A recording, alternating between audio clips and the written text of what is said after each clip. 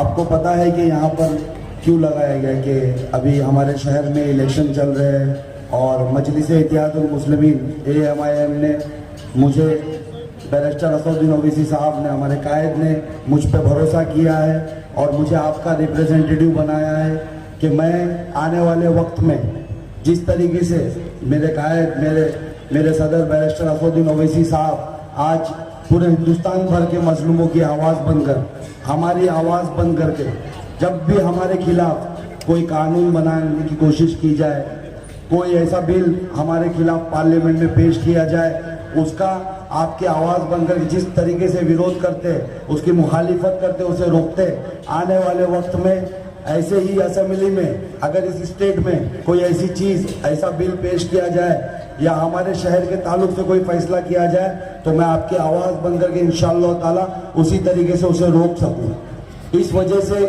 मुझे आज यहाँ से मौका दिया गया है।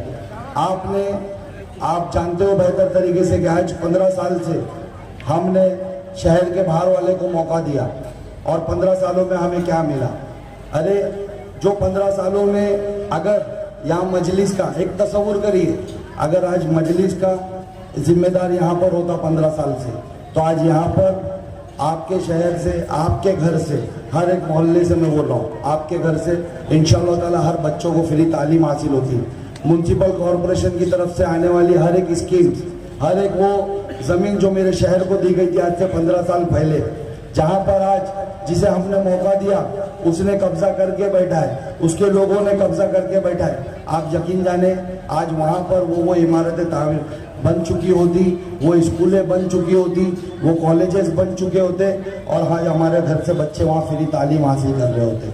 क्या आपको नहीं लगता कि हमसे कुछ गलत फैसले कर दिए गए? आपको नहीं लगता कि 15 साल हमने शहर के बाहरी को एक मौका दिया ये सोच करके कि वो सेकुलर होगा, वो हमारी आवाज़ बनेगा, हमसे उसको 15 साल देना, 3 बार मौका देना, हमसे गलती हो गई। मेरी माँ बहनें यहाँ ज़्यादा मौजूद है। क्या आपको नहीं लगता कि आज आपके बच्चे, मैं आया था 2 दिन पहले भी इस मोहल्ले में आया था, पीछे कुछ लोगों ने मुझे बुलाया था, मुझे बड़ा अफसोस हुआ जब उन लोगों ने मुझे बताया कि साहब भाई आज हमारे यहाँ के बच्चे यहाँ से 1.5 किलोमीटर दूर, 2 किलोमीटर दूर MMLE में जो स्कूल है म्युनिसिपल कॉरपोरेशन का, वहाँ जाते हैं और आप यकीन जाने से इतना दूर जाना पड़ता है। इस वजह से कितने बच्चों तो ड्रॉप आउट कर दिए गए, कितने बच्चों को तो हम भेज रहे नहीं क्योंकि हमारे यहाँ माली हालत ठीक नहीं है, हम यहाँ खुद काम पे जाते हैं और वहाँ पर नहीं पहुँचा सकते। ये सुनकर मुझे अफसोस हुआ, आप यकीन जाने बड़ा अफसोस हुआ कि हम यहाँ पर मौजूद है और हमने किसी को ऐसा मौका दे दिया था कि आज उसने मेरे बच्चों से किताबें छीन दी। और उन्होंने मुझसे जब कहा कि कुछ बच्चे इस दर से जो पढ़ाई नहीं कर पा रहे, उन्हें गलत आदतें लगा दी गई हैं, आज वो नशे में मुलविस है, आज उनको नशे में घेर लिया है, तो मुझे इतना अफसोस हुआ कि ये क्या हो रहा है मेरे शहर के साथ। आज हमारे लोगों के हाथों से किताबें, हमारे बच्चों के हाथों से किताबें छीन ली गई और उनके हाथों में नशा दिया जा रहा है। इसके जिम्मेदार कौन है? आप सोचिए, इसके जिम्मेदार कौन है? इसके जिम्मेदार हम कहीं ना कहीं हम खुद तो नहीं? क्या आपको पिछली बार हम लोगों ने नहीं कहा था कि इसको मौका मत दीजिए? हमने 2 बार मौका दे दिया है। इसने 2 बारों में, एक बार जब हमने पहली बार मौका दिया था, इसने हमारे शहर को मिलने वाला कब्रिस्तान चोरी कर लिया। दूसरी बार हमने मौका दिया, इसने हमारा स्लाटर हाउस चोरी कर लिया। ये बाकी सब जमीनों पे नजर गाड़े बैठे हैं। हमने नहीं कहा था आपको? तीसरी बार अगर इसको मौका दिया तो ये बड़ी मुसीबत हमारे सर लाएगा। और आप यकीन जाने, तीसरी बार जब हमने इसे मौका दिया, स्टेजों पे से जब इसने बड़ी बड़ी बातें की कि मुझे मौका दो, मैं टोरेंट को इस शहर में नहीं आने दूंगा। आपको याद है ना, टोरेंट 2020 में इस शहर में आई। क्या आज टोरेंट से आप लोग परेशान नहीं है? अरे मैं आप लोगों से बातें कर रहा हूँ, मुझे जवाब दीजिए, क्या टोरेंट से आज आप लोग परेशान नहीं है? क्या टोरेंट से आप ज्यादा बिल नहीं भर रहे? क्या आपको नहीं लगता कि आज आपके बच्चों की जो स्कूलों की फीस है वो टोरेंट के अंदर यानी उसकी बिलों के अंदर उसके पैसे चले जाते हैं? इस वजह से आज आपके बच्चे ड्रॉप आउट कर दिए जा रहे स्कूल से। क्या आपको नहीं लगता टोरेंट इस शहर से जाना चाहिए? तो कैसे जाएगी टोरेंट? आपने अगर जिसे मौका दिया, जो इसके कमीशन खाता है, जो इसे टोरेंट को यहाँ पर पैसा खा के लाया, कि आप उसको अगली बार मौका दोगे वो इसे हटाएगा? आप मुझे मौका दीजिए, इंशाअल्लाह ताला। आपने देखा जब टोरेंट 2019 में इस शहर में आ रही थी तो यही वो आपका बेटा था जो मुंब्रा स्टेशन पर 3 दिन भूख हड़ताल किया और टोरंट को इस शहर में आने से रोका, क्योंकि मैं जानता था जो तकलीफों से आज आप गुजर रहे ना, वो तकलीफ मेरे शहर में आएगी। हमने भिवंडी का सर्वे किया था, हमने देखा था कि वहाँ किस तरीके से हमारी लूम इंडस्ट्री, हमारे भाइयों का रोजगार इस टोरंट की वजह से उजाड़ दिया गया, किस तरीके से वहाँ लोग परेशान हैं, किस तरीके से मेरे भाई वहाँ जेलों में बंद है सिर्फ इस टोरंट की वजह से। इस वजह से 2019 में 3 दिन मैंने भूख हड़ताल की थी और टोरंट को इस शहर में आने से रोका था। लेकिन फिर उसके बाद 2019 के इलेक्शन हुए, इलेक्शन में ये पाखंडी, ये झूठा स्टेजों पे चढ़ा और आपसे वादा किया नहीं मैं अगर जीतूंगा तो मैं टोरंट को नहीं आने दूंगा। आपको पता है आज मैं देख रहा हूँ उसके वीडियोस, वो खड़े होकर के आने कह रहा है स्टेजों पे से टोरंट मैंने नहीं लाया, टोरंट बीजेपी ने लाई। आपको लगता है वो सच बोल रहा है? आज तक उसने कोई चीज सच बोली है क्या? आज तक उसने जितने वादे किए वो कभी सच हुए? तो आप बताएं कि आपने उसको नहीं कहा था आपको उसने कि मैं तुम्हारे शहर के अंदर 1 विंडो ऑफिस लाऊंगा? कहा था कि नहीं भाई? क्या उसने आपसे ये नहीं कहा था कि मैं आपके शहर में स्लॉटर हाउस लाऊंगा? क्या उसने आपसे ये नहीं कहा था कि मैं आपके शहर में हज हाउस लाऊंगा? क्या उसने ये नहीं कहा था कि 2020 से पहले मैं चौपाटी बना के दूंगा? इसमें से क्या वादा पूरा हुआ? एक भी नहीं। और आज खड़े होकर के कह रहे हैं कि टोरंट मैंने नहीं लाया, बीजेपी ने लाई। मैं आज आपको सच बताने आया हूं, टोरंट इसी ने लाया है। आप सोचिए, आप समझिए, इसके झूठ को समझिए। 2019 में ये जीता, जवाब देते रहे भाई, 2019 में ये जीता, 2019 में एमडीए की सरकार बनी, 2019 में ये मिनिस्टर बना, टोरंट 2020 पे आई। एमडीए की सरकार 2.5 साल थी ना, 19 से लेकर के 2022 तक थी ना, तो कैसे बीजेपी ने लाई? सरकार में तुम थे, इख्तियार में तुम थे, हमसे वोट लिए, हमारे वोटों से एमएलए बने, उसी वोटों के बेस पे तुम मिनिस्टर बने और जाके टोरंट की दलाली करने लगे, टोरंट को मेरे शहर में लाने लगे। और आज तुम खड़े होकर झूठ बोलोगे और ये सोचोगे कि हम तुम्हारी बातों पर यकीन करेंगे। क्या आप उसकी बातों पर यकीन करोगे? क्या आपने नहीं देखा जब टोरंट इस शहर में आई, मैंने उसके खिलाफ धरना प्रदर्शन किया, मैंने उसको आने से रोका। टोरंट आने के बाद जब मुझे पता चला कि टोरंट मेरे शहर के लोगों पे जुल्म करने वाली है, आपको पता है मैंने टोरंट के खिलाफ जैसे ही भूख हड़ताल डाली, आजाद मैदान में डाली कि मैं वहां बैठूंगा जब वहां असेंबली होगी, और जब ये असेंबली के अंदर मौजूद होगा तब मैं वहां भूख हड़ताल करूंगा और वहां जाके उन मिनिस्टरों से पूछूंगा कि तुमने हम पे जुल्म क्यों किया, तुमने हमारे शहर पे जुल्म क्यों किया। आज मेरी माँ बहनें परेशान है, आज मेरे बुजुर्ग परेशान है, आज इसके बिलों से मेरा हर घर परेशान है, तुमने जुल्म क्यों किया?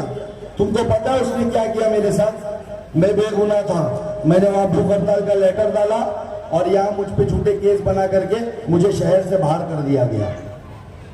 क्यों बाहर कर दिया गया? क्योंकि मैं आपके लिए लड़ रहा था, मैं आपके लिए बात कर रहा था कि टोरंट यहाँ नहीं चाहिए। फिर जब मैंने शहर से मुझे बाहर किया गया, जब मैंने वो केस वापस करके वो शहर में आया, एक अकेला मैं एक शख्स हूं हिंदुस्तान के अंदर जिस पर 2 झूठे केसेस बनाए गए 2 सालों में, और मुझे शहर बदल कर दिया गया। आपको पता है शहर बदल करते वक्त मुझसे क्या क्या शर्तें रखी जा रही थी? मुझे इसके दलाल लोग, ये तो खुद पहले दलाल, ऊपर से इसके नीचे जो इसके दलाल लोग हैं मुझसे आकर कह रहे थे कि भाई तुम टोरंट के खिलाफ मत बोलो, तुम इस शहर के कब्रिस्तान के लिए मत बोलो, तुम इस शहर के स्लॉटर हाउस के लिए मत बोलो, तुम जो इस शहर का हॉकर जोन जो ये खा रहे उसके खिलाफ मत बोलो, तुमको बहुत पैसा मिलेगा। मुझे ये कहा जा रहा था तुम्हारी ये शहर बदली रोक दी जाएगी, तुमको तड़ीपार नहीं किया जाएगा, तुमको बहुत पैसा मिलेगा। मैंने उनसे कहा कि सुनिए, आज आप इसकी दलाली करने आए हो, कल अल्लाह तुमसे पूछेगा। सैफ पठान वो नहीं जो अपनी नस्लों का सौदा करे और तुम्हारे ऐसा गाड़ी और बंगले बनाए। सैफ पठान इस शहर का बच्चा है। ये शहर, मैंने हर वक्त कहा है कि शहर मेरा घर है, ये मेरा घर और मेरे जितने भी यहाँ लोग मौजूद है ना, ये जो औरतें यहाँ बैठी है मेरी माँ बहनें हैं, और ये जो नौजवान यहाँ मौजूद है मेरे भाई है। मैं बोला मैं इनके साथ गद्दारी नहीं करूंगा। अरे तुमने इन पैसों को रखो, तुम्हारे इन पैसों को हमारे जूती के नोक पे रखते हैं हम। मैं शहर बदली कबूल कर लिया, मेरे 2 साल की बच्ची को लेकर के मैं पूरे 12-13 महीना भटका, 13 महीना मैं शहर से बाहर भटका। कभी मैं पूना गया, वहां मुझे पता चला कि मेरी जान पे हमला करवाने वाले, वहां से मैं हैदराबाद गया, हैदराबाद रहा, लेकिन यकीन जाने मैंने मेरी आने वाली नस्लों का सौदा नहीं किया। आज मैं किन से जुड़ा हूं?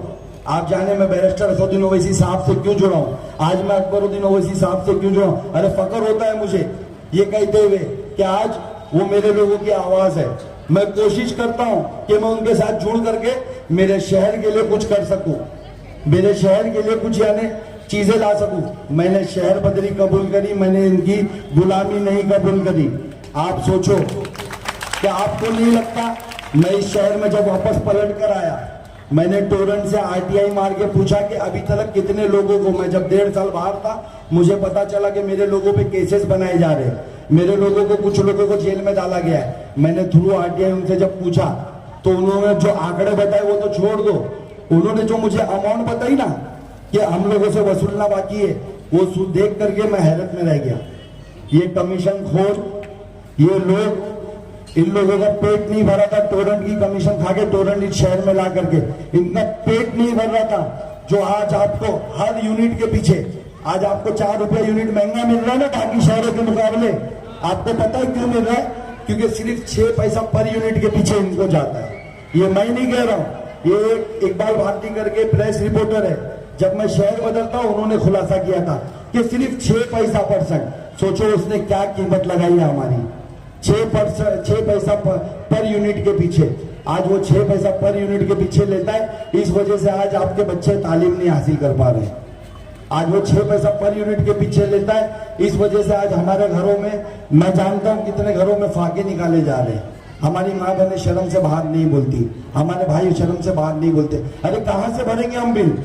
महीने का 4-4, 5-5 हजार बिल आ रहा है, कहां से भरेंगे? मेरे शहर में 70% लोग, आबादी के परसेंटेज के हिसाब से एक मिडिल क्लास के नीचे, वो 10,000, 15,000 की रोजगार कमाने के लिए यहाँ से वीटी तक सफर करते हैं। रोज सुबह उठ करके ट्रेन पकड़ करके, जानों का रिक्स लेकर के वीटी तक जाते और 10 से 15,000 कमाते। वो कहां से 5,000 का बिल भरेंगे? जब मैंने देखा, जब आरटीआई से मुझे जवाब मिला और मुझे पता चला कि 400 करोड़ रुपया बकाया, ये सुन लीजिए, 400 करोड़ रुपया बकाया आपसे वसूलना बाकी है, अभी उन्होंने मुझे लिख कर दिया। जब मैंने बैठ करके, मैं और मेरी टीम ने कैलकुलेशन किया तो हमको पता चला कि हर एक घर से 2 लाख रुपया वसूला जाएगा। क्या आप यहाँ बैठे जो जितने भी मौजूद है, जितनी पर्दानशी मेरी माँ बहने अपने घरों पे मौजूद है, जो बुजुर्ग भी यहाँ पर मौजूद है, जो मेरे नौजवान भाई जो यानी यहाँ से वीटी जाते कमाने, क्या आप 2 लाख रुपया भर सकते थे? लेकिन आपसे वसूला जाता। मैं शहर में वापस आया और आपने देखा कि मैं 10 दिन भूख हड़ताल पे बैठा था टोरंट के खिलाफ। मैं 10 दिन भूख हड़ताल पे बैठा और उन 400 करोड़ को जो नाहक मेरे लोगों से वसूला जाना था, मैंने उसको माफ करवा के वहां से उठा। मैंने कहा कि आप अगर मेरे शहर, मेरे घर के लोगों पे अगर कोई आने आँच आनी है तो उससे पहले वो मुझ पे आए। मैं 10 दिन नहीं, मैं 20 दिन बैठूंगा।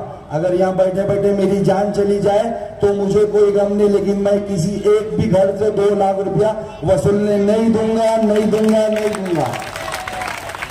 तो आप यकीन जाने, आज मैं आपके बीच में आया हूँ, आपसे ये कहना है कि मुझे 10 दिन भूख हड़ताल पे बैठना पड़ा, तब जाकर के वो पैसे माफ हुए। अगर यही इख्तियार आज जो आपने इनके हाथ में दिया, अगर आज मेरे हाथ में होता ना, तो टोरंट इस शहर में नहीं होती। तो इस बार टोरंट को हटाने के लिए मुझे एक बार मौका दे। क्या मेरी माँ बहनें मौका देगी? क्या मेरे भाई मुझे मौका देंगे? एक बार हाथ उठाकर बोलिए, क्या आप मुझे मौका देंगे? आप मुझे मौका देंगे ना? क्या ये आपको आकर के, अगर अभी मैंने सुना है कि बहुत इन लोगों ने जो हम लोगों से लूट के खाया है, जो हमारी जमीनें बेचकर इन लोगों ने खाया है, जो टोरंट की दलाली करके इनने खाया है, उसमें से कुछ पैसे बांट रहे जगह जगह जाकर के। क्या अगर आपको आकर के ये लोग पैसे देंगे और बोलेंगे कि वोट इनको दो, तो क्या आप इनको मेरे बजाय इनको वोट दोगे? क्या आप वो पैसे के बदलों में अपने आने वाले मुस्तकबिल का सौदा करोगे? आप मुझ पर भरोसा करके इस बार वोट करना, एक बार इस बार यानी पतंग के निशान पे वोट करना, और ये यकीन रखना कि ये आपका बेटा है, ये कोई नेता नहीं, ये आपका बेटा है, ये कोई टोरंट का एजेंट नहीं है। ये इस शहर से इंशाअल्लाह ताला टोरंट को हटाएगा। मैं वादा करता हूं 20 तारीख को आप मुझे वोट देके कामयाब करना। 23 तारीख को इंशाअल्लाह ताला, याद रखना, 23 तारीख को इतिहास लिखा जाएगा। ये तो इस शहर से जाएगा और इसके पीछे पीछे जल्दी इंशाल्लाह ताला तोरण भी इस शहर से जाएगी। मैं आज आपसे यहाँ पर आप देख रहे होंगे पिछले साल 1.5 साल से मैं एक जमीन के लिए काफी जद्दोजहद कर रहा हूँ। आपको पता है आपके वोटों से मिनिस्टर बनने के बाद, हाउसिंग मिनिस्टर बनने के बाद इसी एमएलए ने एक और सौदा किया। हमारे शहर के लिए 32 एकड़ का एक प्लॉट रिजर्व किया गया था। रिजर्वेशन प्लॉट अर्बन डेवलपमेंट की तरफ से आया था। उस 32 एकड़ के प्लॉट में 13.5 एकड़ का कॉलेज था। आप इमेजिन करिए, 1.5 एकड़ की स्कूल थी, 13.5 एकड़ का कॉलेज, 1.5 एकड़ की स्कूल, 1.5 एकड़ का एजुकेशनल ड्रामा थिएटर, वहां पर 1.5 एकड़ का हॉकर जोन था, वहां पर 5 एकड़ का बस डेपो था, वहां पर 8.5 एकड़ का हमारे बच्चों का खेलने का मैदान था। क्या आज हमारे बच्चों के पास एक भी खेलने का मैदान है? हम जो यहाँ पर जो भी जवान मेरे भाई यहाँ खड़े हैं, जो भी 90s के बच्चे, क्या आपने इस शहर के अंदर 10-10, 15-15 अलग अलग ग्राउंडों पे मैच नहीं खेला है? क्या आपने फुटबॉल नहीं खेला है? आज आपके पास एक भी ग्राउंड है? कहाँ खेलेंगे मेरे बच्चे? इनकी साजिशों को समझिए। ये आपसे खेल का मैदान छीन लेना चाहते हैं, ये आपसे तालीमी इदारे छीन लेना चाहते, ताकि हमारी नस्लें ना पढ़े ना खेले, हमारी नस्लें सिर्फ और सिर्फ नशा करे। तो क्या आप इनके मंसूबे में इनका साथ दोगे? क्या हमारा कोई भी भाई इनके मंसूबों में इनका साथ देगा? इनके मंसूबों को इस बार नाकाम करिए। जो 32 एकड़ की जमीन पे ये हाउसिंग मिनिस्टर बनने के बाद इसके ही पार्टी का अध्यक्ष जो यहाँ 2 बिल्डिंग छोड़ करके रहता है, मैं उससे इस स्टेज के माध्यम से कहना चाहता हूँ, कान खोल करके सुन ले। मेरे इन भाइयों ने, मेरी माँ बहनों ने इस बार मुझे कामयाब करना है इंशाअल्लाह ताला। वो जमीन तेरे और तेरे साहब के हलक से हाथ डाल करके निकाल के इनको लाके दूंगा। आज तेरा कब्जा होगा ये सोच करके कि तेरा साहब ही मिनिस्टर है, लेकिन ये मिनिस्ट्री ज्यादा दिन नहीं रहने वाली, ये एमएलए की ज्यादा दिन नहीं रहने वाली। क्या कहा उसने? जब उसने सुना कि आपका बेटा हर तरफ ऐलानिया तौर पे कह रहा है कि टोरन मुझे मौका दो, मैं टोरन को इस शहर से हटाऊंगा, तो इसने क्या कहा पता आपको स्टेज पे आके? मुझे मौका दो, मुझे वापस से एमएलए बनाओ, मैं मिनिस्टर बनूंगा सरकार बना करके और मैं टोरन की मीटर चेंज करूंगा। आप सोचिए, 15 साल का जो विधायक था वो वापस से कह रहा है कि मुझे वापस से विधायक बनाओ, मुझे सरकार मेरी बनने दो, मैं उसमें मिनिस्टर बनूंगा और मैं आपके मीटर चेंज करवाऊंगा। और ये एक आपका बेटा कह रहा है कि मुझे सिर्फ एमएलए बनने दो, मुझे कोई सरकार वरकार की जरूरत नहीं, मेरी माँ बहनों की मदद करने के लिए, मेरे नौजवानों के मुस्तकबिल के काम करने के लिए मैं सिर्फ असेंबली पहुंचा तो टोरन हटाऊंगा। अब आप फैसला करें कि कौन ज्यादा सक्षम है, आप फैसला करें। इसने क्या कहा कि मुझे वहां पर बजट नहीं दिया जाता। अरे जब तुमको खुद आकर के कह रहा है कि मैं इसलिए काम नहीं कर पाया, मुझे बजट नहीं दिया जाता, वो खुद कह रहा है कि मैं नाकारा हूं, मुझसे काम नहीं किया जाता, तो आप क्यों मौका दे रहे हो? मेरे भाई, मोमिन एक बिल से ना 2 बार नहीं डसा जाता, हम तो फिर भी 3-3 बार डसे गए। अब तो अक्ल रखे, अब तो समझिए। आज आप देख रहे हो किस तरीके से ये तो हमारे पे मुसल्लत था ही। आज इसका जोड़ीदार जिसको हम लोगों ने एक नाम दिया, मेरे भाई आपको नाम बताएंगे, ये दोनों का नाम क्या है मेरे भाई? एक का नाम है तारा, दूसरे का नाम है सितारा। ये दोनों कभी साथ में थे। आपको याद होगा ना 2009 में जब ये पहली बार लड़ रहा था तो ये तारा और सितारा की जोड़ी साथ में आई थी। एक ने कहा था कि उसको मौका दीजिए, अच्छा नेता है। आज वो क्या कह रहा है? नहीं नहीं, इसकी सब चोरियों में मैं शामिल नहीं, मैं तो तुम्हारा मोमिन भाई हूं, मैं तो ईमान वाला भाई हूं। मैं आज इस स्टेज के माध्यम से उससे पूछना चाहता हूं कि तेरा ईमान उस वक्त कहाँ गया था जब मेरे भाइयों की रोजगार के लिए स्लाटर हाउस मेरे शहर को दिया गया था, और ये तेरा तारा मेरा स्लाटर हाउस बेच रहा था, उस वक्त तू क्यों चुप था? उस वक्त कौन सी कमीशन की मलाई तेरे मुंह के अंदर थी? उस वक्त तेरा ईमान कहाँ गया था? तेरा ईमान उस वक्त कहाँ गया था जब कब्रिस्तान की सही जगह मेरे पास मौजूद थी, फिर भी दलदल की जगहों पे मेरे लोगों को दफनाया गया। आप सोचिए, आज हमारे लोगों को दलदल में दफनाया जा रहा है। कब्रिस्तान का भी हमारे साथ कैसा खेल किया गया। जब वो कब्रिस्तान में दलदल में हमको दफनाया गया तब तेरा ईमान कहा था। और आज कमाल की बात है, जब तू नहीं बोला, जब तूने कुछ नहीं किया, आज तू बीजेपी के सहयोगी पार्टी से आकर के कह रहे कि मैं ईमान वाला हूं, मुझे मौका दो। क्या हम लोग में से कोई भी आप बताएं? आज वो जो नजीब मुल्ला जिसे मैं सितारा कह रहा हूं, आज वो नजीब मुल्ला बीजेपी पार्टी की सहयोगी पार्टी के साथ है? जवाब दीजिए, आज वो बीजेपी के साथ है? क्या आप लोगों को कुछ लोग यहाँ से नहीं बरगला रहे? वो चेहरे याद रखिए जो आज आपको आकर कह रहे कि भले से नजीब भाई बीजेपी के साथ है, उसको वोट दो, वो हमारे लिए काम करेगा। उनके चेहरे याद रखिएगा, उन नगर सेवकों को याद रखिएगा जो आज बीजेपी की दलाली इनडायरेक्टली आपसे करवाने की कोशिश कर रहे, उन चेहरे को याद रखिएगा। 2 महीने बाद उनके इलेक्शन है, जब वो 2 महीने बाद आएंगे ना, मुझे पूरा यकीन है ना इस शहर में इस बार शरद पवार की एनसीपी जीतेगी, ना अजीत पवार की एनसीपी जीतेगी, ना बीजेपी जीतेगी। इस बार इस शहर में मेरे कायद की एमआईएम जीतेगी, इंशाअल्लाह ताला मजलिस जीतेगी। तो आप याद रखिएगा, जब आज से 2-3 महीने बाद जब कॉर्पोरेशन के इलेक्शन होंगे ना, ये लोग आपसे जब कहने आएंगे आपको कि हमें वोट दीजिए, तब इनको बताइएगा कि हम असली चेहरा तेरा जानते, तू बीजेपी के साथ था, तू उन लोगों के साथ था जो मेरी मस्जिदों पे हमला कर रहे थे, तू उन लोगों के साथ था जो मेरे बुजुर्गों को ट्रेन में निहत्था पहा करके मार रहे थे, तू उन लोगों के साथ था जो मेरे लोगों के घरों पे बुलडोजर चला रहे थे। आपको याद है ना किस तरीके से बुलडोजर चलाए जा रहे हैं? क्या आज हम में से कोई भी मुझे बताए कि जो बीजेपी के साथ है उसको वोट दे करके अपने वोट की हिस्सेदारी उस जुल्म के अंदर शामिल करेगा? कि आज आपने उसको वोट दे दिया, किसी के भी कहने पर वोट दे दिया, कल आपने वोट दिया, कल वो इख्तियार में आ गई पार्टी, कल वो वापस से आपके किसी भाई के घर पे बुलडोजर चलाए, तो आपका वोट उसमें शामिल होगा। क्या आप वोट दोगे? अगर मैं आपसे कहूं कि आप वोट दो और आप कल आपकी मस्जिदों पर हमला किया जाएगा, तो क्या आप वोट दोगे? कल अगर मैं कहूं कि आप वोट दो, कल आपके कब्रिस्तान पे बुलडोजर चलाया जाएगा, तो क्या आप वोट दोगे?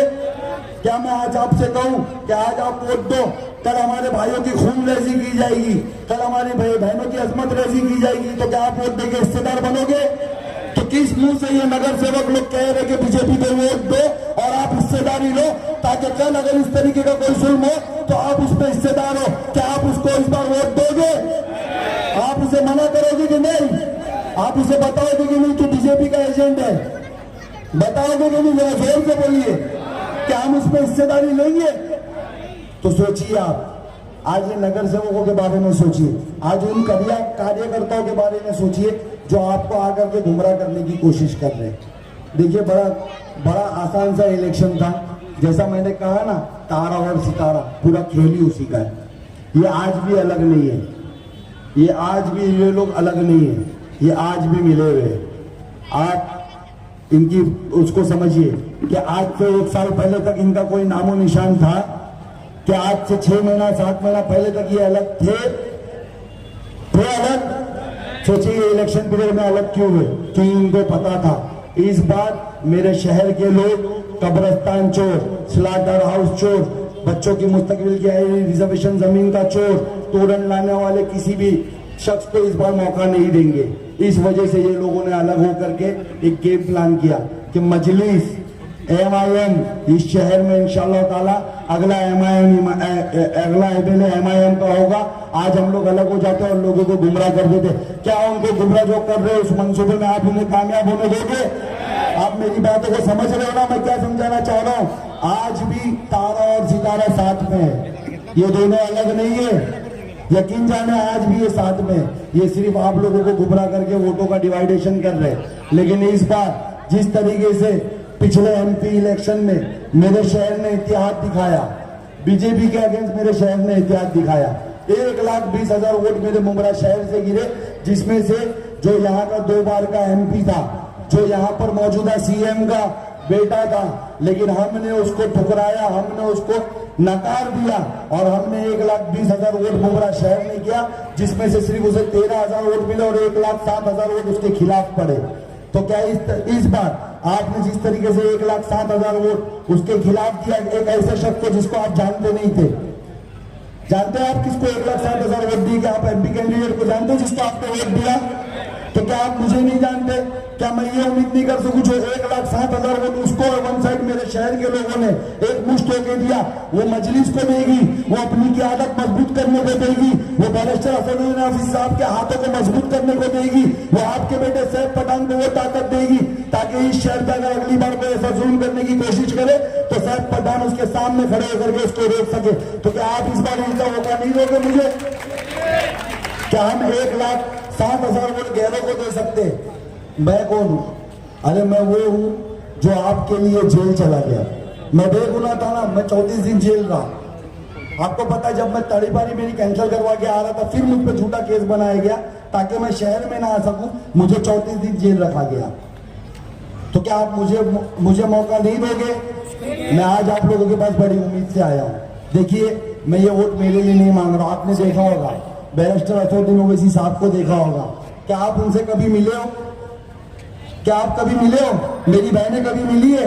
मेरे भाई कभी मिले? लेकिन आज भी दीवानों की तरह वो आपके लिए लड़ते हैं। आज भी जब ट्रिपल तलाक का बिल था उसमें पार्लियामेंट में लाया गया, उन्होंने आपके लिए आवाज उठाई। आज भी जब सीए एनआरसी जैसे कानून आपके खिलाफ लाए गए तो उन्होंने आपके लिए आवाज उठाई। तो जो शख्स आपसे नहीं मिला वो आपके लिए बेलोस काम कर रहा है, तो क्या आपका फर्ज नहीं बनता है कि इस बार वो एक मुश्त वोट डाल करके उस शख्स के उसके शख्स के हाथों में वो ताकत दी जाए ताकि वो आपके लिए लड़ सके? क्या आपको नहीं लगता ये? हाँ, क्या आपको नहीं लगता कि उनको ताकत देनी चाहिए? आप सोचो, 288 सीट है महाराष्ट्र के अंदर, सिर्फ 15 सीटों पे असदुद्दीन ओवैसी साहब इस बार कंटेस्ट करवा रहे। उसमें से एक सीट मुंद्रा की है। उन्होंने सिर्फ और सिर्फ मुझ पे भरोसा नहीं किया कि मैं आपके लिए लड़ूंगा और मैं यहां से लड़ करके जीतूंगा, उन्होंने आप पे भी भरोसा किया। उन्हें ये यकीन था कि मुंद्रा के मेरे लोग, जो लोग उनसे मोहब्बत करते हैं, वो उन्हें भी ताकत देंगे, वो उनके चुने दिए गए जो भी उनका कैंडिडेट है उसे ताकत देंगे। उन्होंने आप पे भरोसा किया। क्या आप उनका भरोसा तोड़ोगे? क्या आप असदुद्दीन ओवैसी साहब का भरोसा तोड़ोगे? इस बार मेरे भाई, इस बार ये 20 नवंबर का जो दिन है, ये इस शहर के मुस्तकबिल के फैसले का दिन है। एक शख्स वो है, सुन लीजिए, जो इजराइल जाता था, जिसने 15 साल तुम पे रहनुमाई करने के बहाने तुम्हें बर्बाद कर दिया। 13 बार इजराइल गया है। वो पूछिएगा कि इजराइल क्यों जाता था। एक शख्स वो है जो इजराइल जाता था यहूदाना सोच से आपके बच्चों के तालीमी इदारे भेज दिया, आपके बच्चों को स्लाटर हाउस भेज दिया, कब्रिस्तान आपका भेज दिया। एक शख्स वो है जो इसका ही दोस्त हुआ करता था, आज आरएसएस का छोटा रिचार्ज बनकर आपके बीच में आ रहा है, बीजेपी से आ रहा है। और तीसरा शख्स वो है जिसे आपके कायद पूरे हिंदुस्तान भर में आपकी आवाज बनने वाले बैरिस्टर असदुद्दीन ओवैसी साहब ने उसने मौका दिया है। तो इन 3 में चुनाव है। इस 20 तारीख के दिन, 20 नवंबर के दिन आप इन तीनों में चुनाव है। एक वो जो यहूदाना सोच रखता है, एक वो जो बीजेपी का एजेंट है, तीसरा आपका भाई ईमान वाला जो आपके लिए जेल चला गया। सोच के फैसला कीजिएगा। और जाते जाते एक ऐलान करता हूँ, 15 तारीख के रोज आपके हरदिल अजीज, हमारे फ्लोर लीडर, आपके चहीते अकबरुद्दीन ओवैसी साहब एमए वैली रोड पे आ रहे। इंशाअल्लाह ताला नारे तकबीर।